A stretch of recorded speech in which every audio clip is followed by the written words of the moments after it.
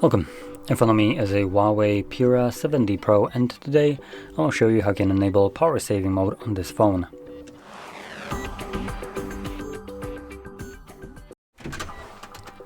So, to get started, you'll want to swipe down from the top of your screen twice, which will, well actually twice, second time would be right here, which would extend your visible toggles, and in here you're looking for the power saving mode or battery saver, whatever it's named.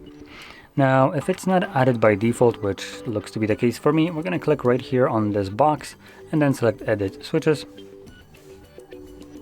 And I can already see power saving mode is right here. So you want to grab it by holding it and then drag it to the top right here, drop it, select Done, and now have access to it. From here, you're just going to tap on it, check the box to not show this again, and then select Enable. And there we go, your power saving mode is now turned on. Now, once you're done needing it, you can turn it off by finding this toggle once more and tapping on it once again. So, if you found this very helpful, don't forget to hit like, subscribe, and thanks for watching.